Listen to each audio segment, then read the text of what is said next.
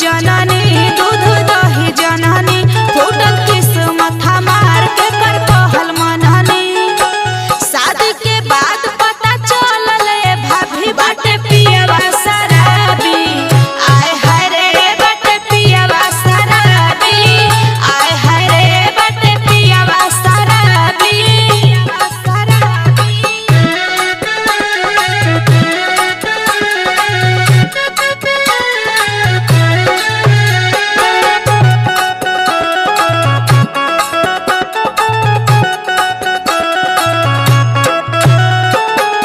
ऐसन मरद ना मिले दुश्मन के बड़ी पछता